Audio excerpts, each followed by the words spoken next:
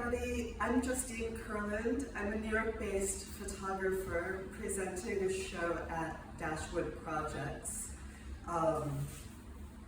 It's a new iteration of SCUMB Manifesto. This is my book from Mac. In 2019, I confronted my photo library, realizing that most of the books I had were by canonized white male photographers, ironically many that I bought at Dashwood Books. In order to solve this problem, I pulled the books from my own bookshelf, my own personal library, the books that had been the basis of my photographic vocabulary, books I had held very dear, and I tore out every page, cut them up, and re-authored them as new feminist collages.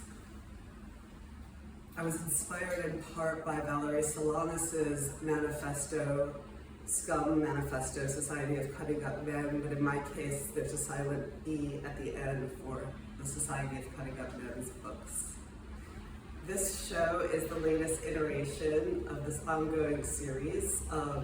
It's called SCUMB Flowers, and in it, I have taken William Eggleston's 10-volume set, published by Steidl, of the Democratic Forest, and found every single flower in the book, excised those flowers, and used the pages from the book as a frame where the collages are built very minimally and subtly to create floral arrangements from his pages. One of the things I want to say about Eggleston is he is probably one of the most resourced and collected of male photographers. There was no expense spared in this book. The pages are delicious. The printing, the inks, everything is, the kind of the best you could possibly have. And I think of Eggleston as a very masculine, macho photographer, Cars, Americana. In the original introduction of Democratic Forest, John Zarkowski has quoted Eggleston as saying that his compositions were built around the Confederate flag. There's a correction in this work of finding the latent feminine in Eggleston and finding this idea of maybe even invagination. And I think about the flower as something that ties also to the earliest form of collage. So not thinking about Cubism or Picasso, but really thinking about a show that I had seen at the Met, maybe it was 10 or 15 years ago, from the V&A's collection that brought together the very first collages were made by British housewives who, when mass production, mass media started, they started cutting up their magazines and scrapbooking them. So I'm interested also in this idea of the decorative arts and in thinking about how modernism chops away all of the excess of the decorative and how flowers are, at best considered female genitalia, at worst considered, some kind of, decorative, undervalued.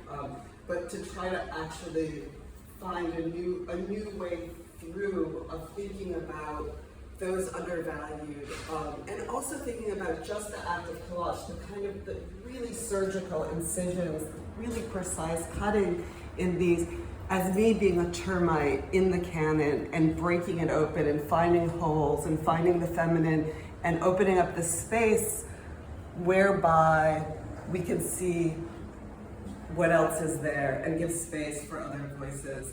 And to that end, I'm really happy, can we come over here, Mila? Yes. I'm really happy that these amazing photographs by Kei Orihara are here, who was a photographer who had moved from Japan to the East Village, not very far from where we're standing right now, and made this incredible body of work by following around one girl and recording her everyday life, but treating this person with the dignity and the